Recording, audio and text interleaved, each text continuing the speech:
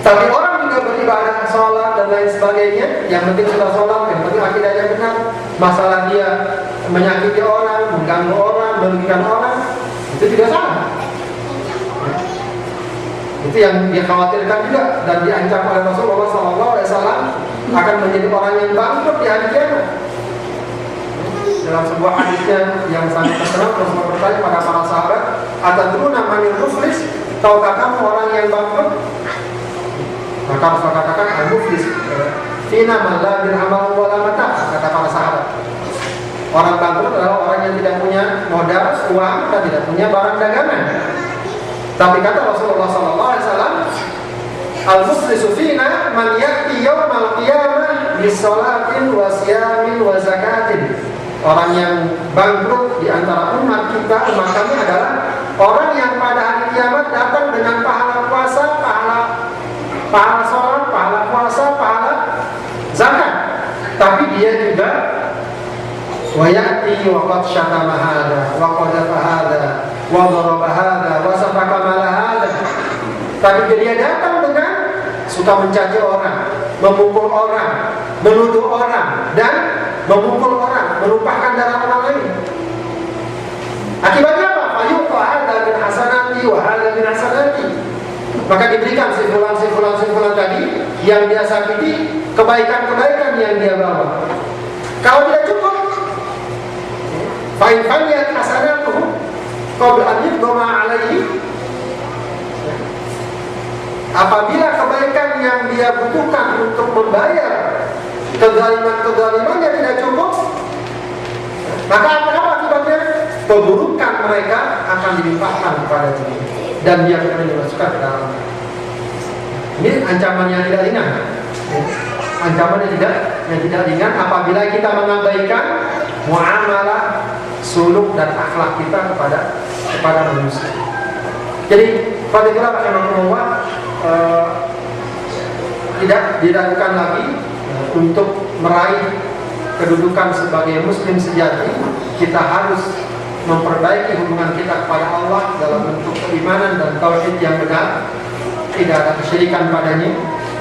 Kemudian juga kita harus beribadah dan beramal soleh yang juga benar, tidak ada pelanggaran, tidak berlebihan, tidak sembrono, dan juga kita harus menjaga hubungan baik kepada manusia.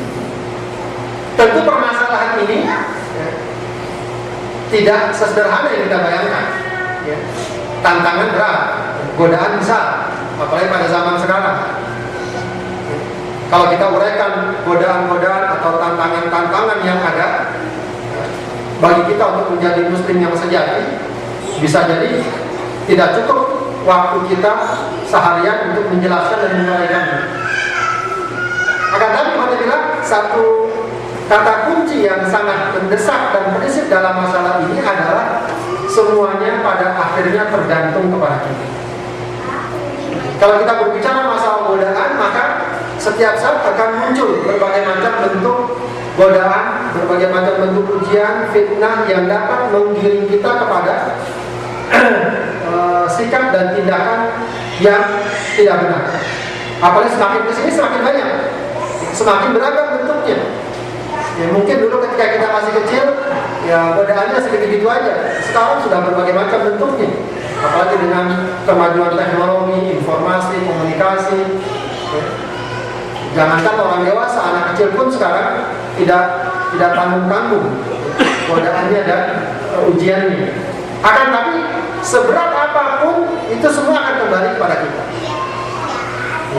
Kalau diri kita kuat, kalau kita mampu membentuk sikap imun dalam diri kita, sebagaimana fisik kita, ya mungkin yang namanya virus, yang namanya penyakit juga semakin kesini semakin banyak. Akan tapi kalau diri kita kuat, kekebalan kita kuat, maka insya Allah penyakit apapun atau virus apapun, seberapapun besarnya dia mengancam, maka insya Allah dia bisa menghadapi. Ada sebuah informasi juga mungkin penting ya. Ada salah seorang jamaah entah jamaah haji atau jamaah umrah, ketika dia berangkat dia tidak mengambil vaksin meningitis, vaksin meningitis. Dia biasa pergi, pulang, nggak masalah. Nah, cuma masalahnya ketika sampai di Indonesia, anaknya yang kena. Anaknya kena, entah dia pulang mungkin masih membawa virus itu dan dia masih dalam kondisi fit, tidak masalah, anaknya yang kena. Ini hanya sekedar contoh saja bahwa sebesar apapun tantangan yang ada, kalau kita punya kekebalan yang baik dan kuat, insya Allah tidak terlalu banyak pengaruhnya. Maka ketimbang kita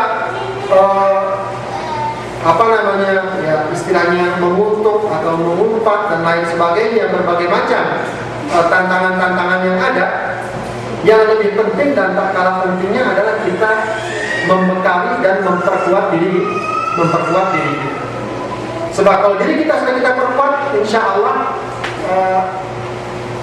berbagai atau besarnya, sebesar apapun tantangan yang ada, ujian yang ada, dia tidak akan terlalu banyak.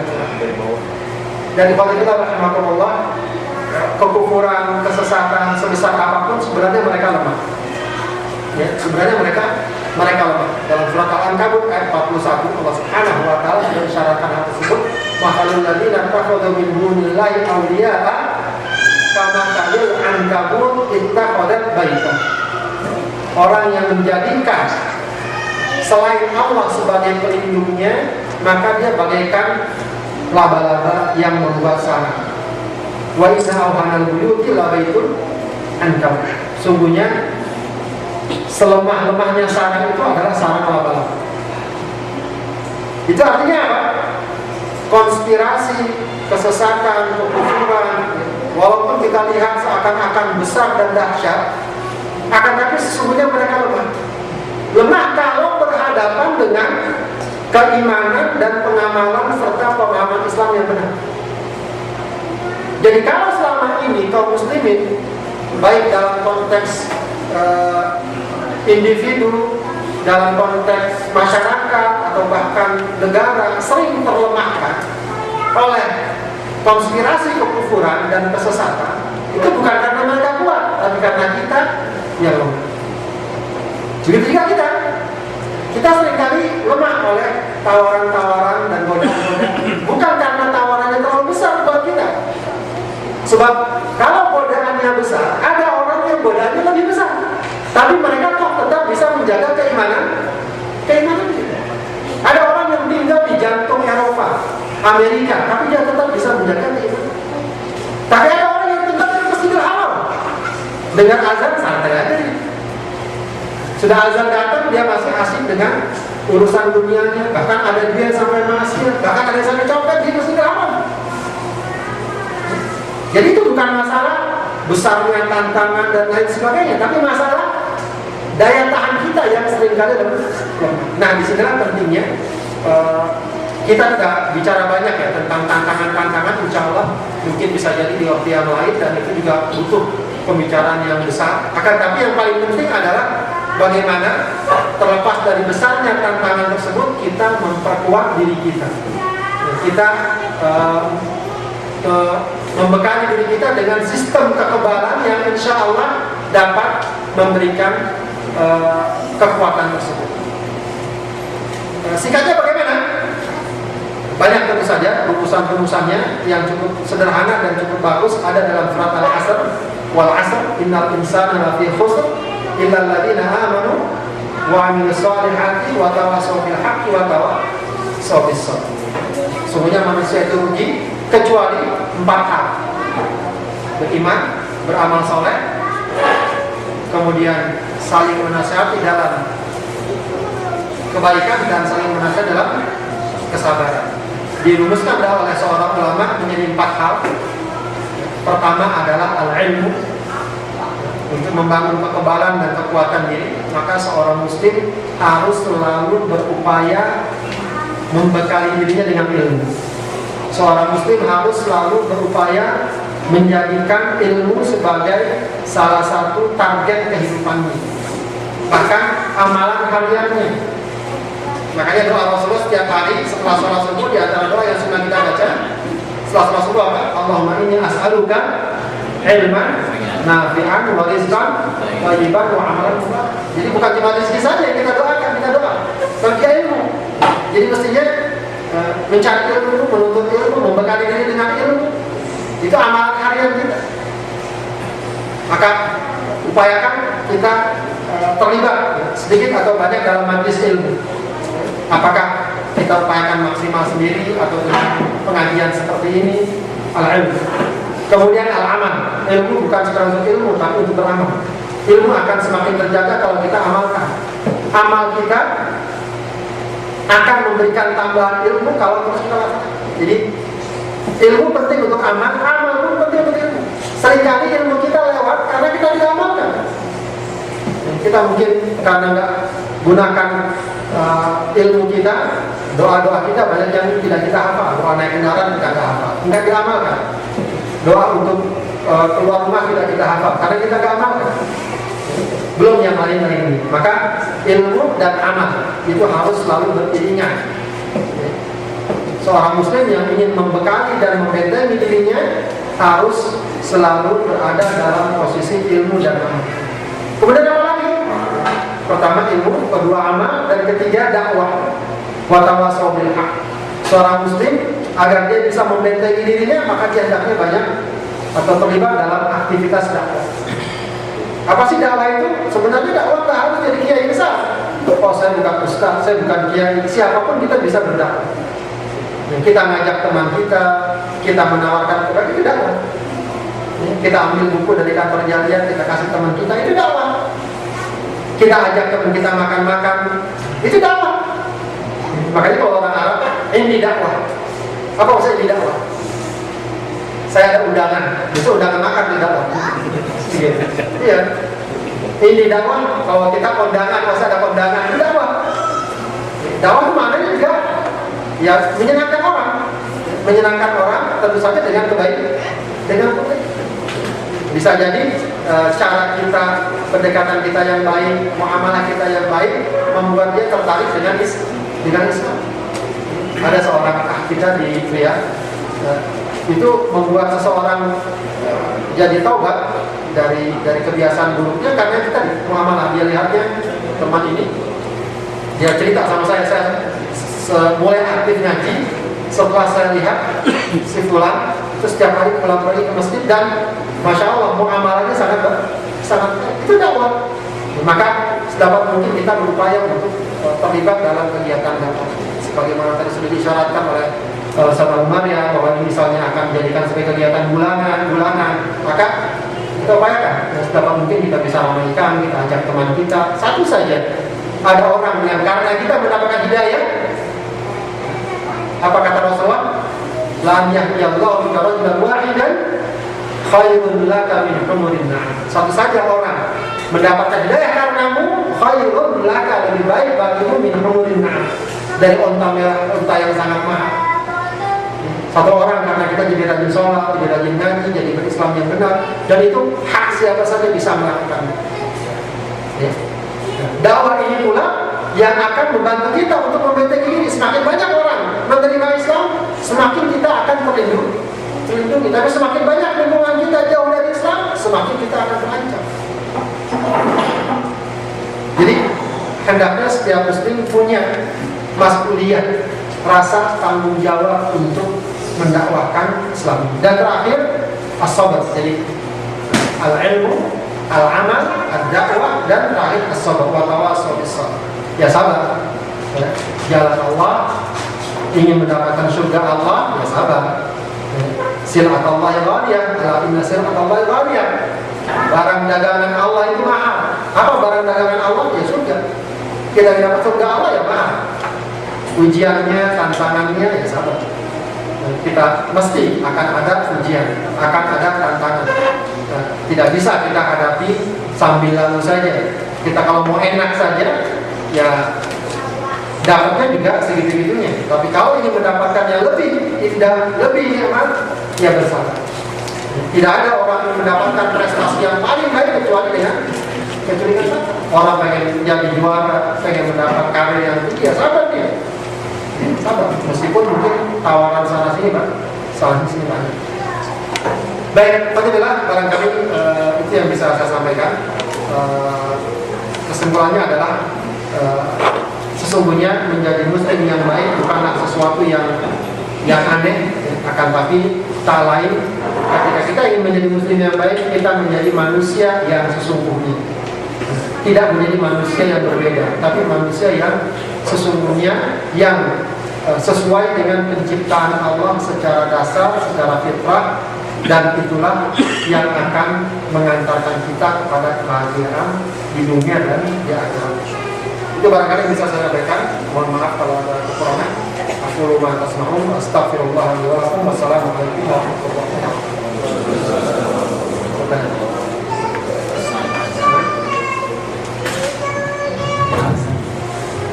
Alhamdulillah, saya kembangkan kepada Ustaz Abdul Haidir yang telah memberikan taujiah beliau. Alhamdulillah, 1 menit lagi kita akan masuk adzan asar. Jadi kita akan break ya.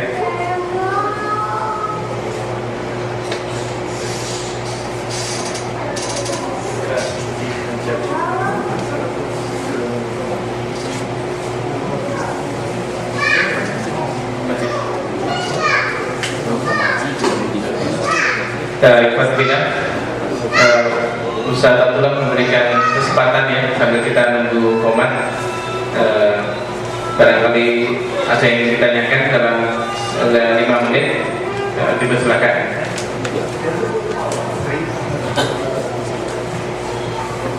Iya.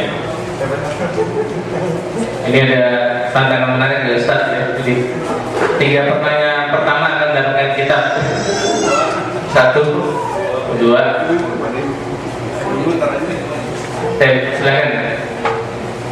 Sebutkan nama dan di mana bekerja dan terus bertanya. Assalamualaikum Ustaz. Waalaikumsalam. Nama saya Hanif. Saya kerja di Jakarta. Dalam keperluan fisik aja. Pertanyaan saya sehubungan dengan tadi kan dibilang masalah muamalah Ustaz. Kita kan antar sesama muslim harus saling muamalah. Yang saya tanyakan, kita kan selama punya semacam tantangan. Kalau Islam sendiri ada banyak semacam fiklah, ada yang Muhammadiyah, ada yang Salafi, ada yang ini dan termasuk juga mungkin Islam yang kalau saya baca, saya ini kebetulan baca aja, ada yang Islam mungkin dianggap keluar seperti Syiah atau Injil. Nah, pertanyaan saya, karena banyaknya cabang dari Islam, mungkin kalau di sini saya ketemu dengan orang-orang yang mungkin kalau saya bilang Syiah, muamalah kita seperti gimana? Apa kita tetap harus menunjukkan menunjukkan aja mereka sebagai muslim? Saya seperti ini, menyapa dengan salam. Apa kita boleh kayak memandikan jenazah atau bagaimana? Kita dengarkan dulu ya, adzan dulu.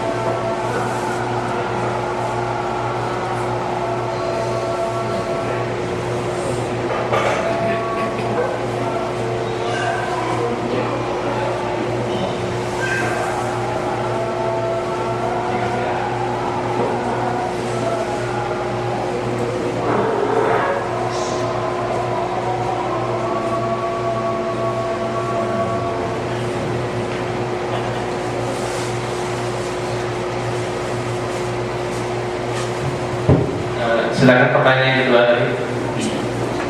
Terima kasih. Nama saya Didio dari JFDM. Yang saya tanyakan tadi kan berkaitan dengan masalah fitrah sebagai seorang manusia.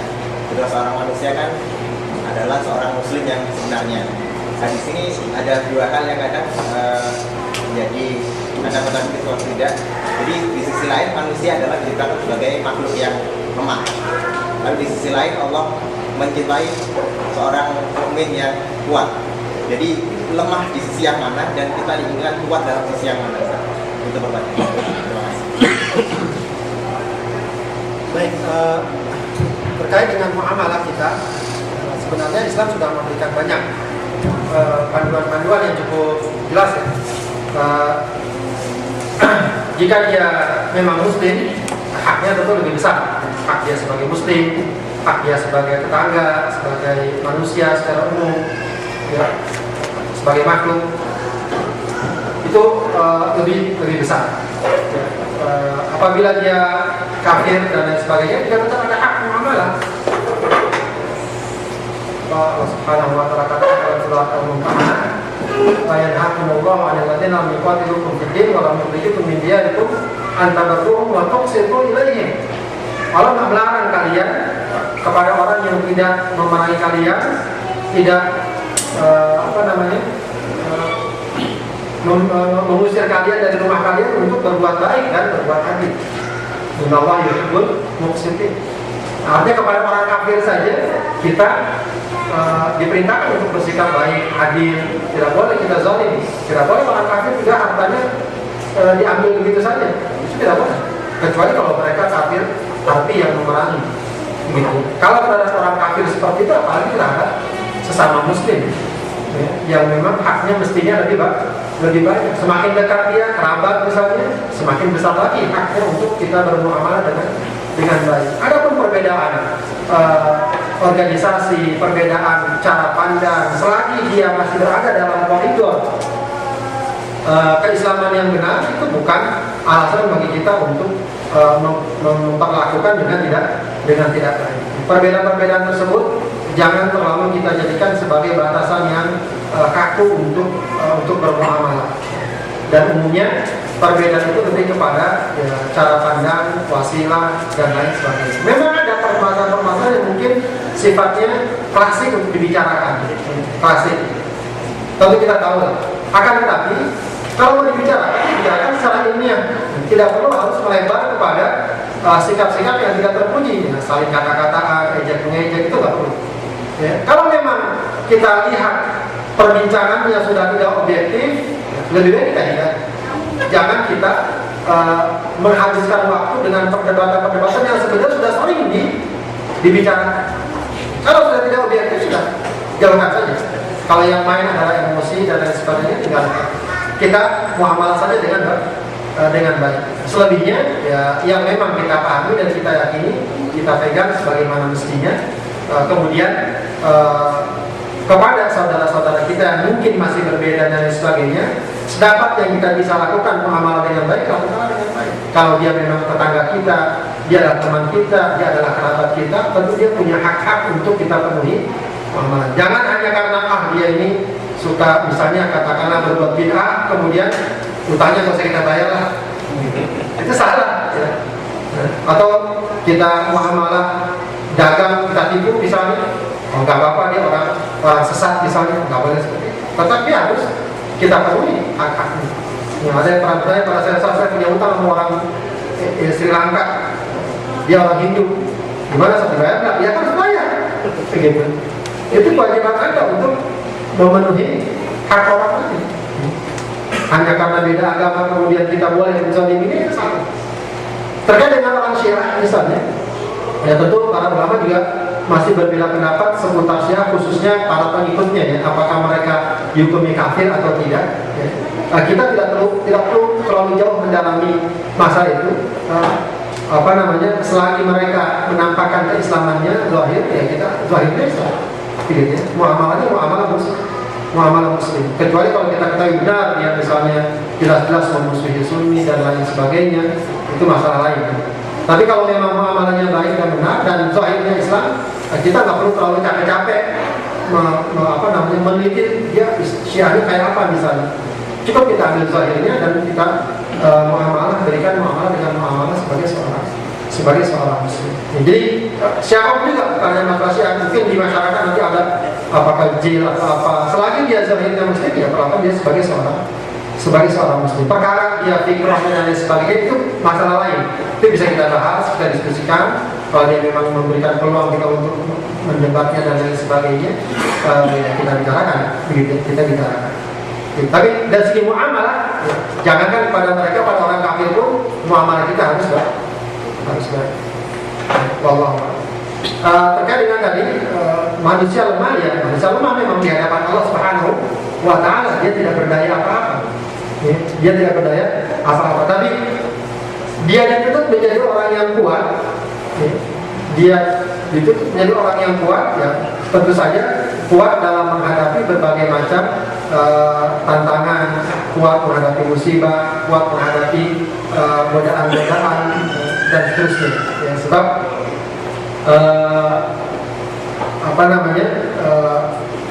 yang penting dalam hadis tersebut ya, apa hadisnya? Al-mu'minul qawi khairun minallah minal mu'min al-dhaif wa fi kullin khair. Semuanya masih baik kalau dia masih beriman. Cuma memang ada orang yang mukmin tapi kuat, baik kuat fisiknya, kuat akidahnya, kuat Islamnya, itu jelas lebih baik daripada muslim yang lemah. Jadi itu tidak ada kaitannya secara langsung ya dengan kenyataan bahwa manusia itu lemah. Ya lemah memang dia di hadapan kekuasaan Allah Subhanahu wa Ta'ala.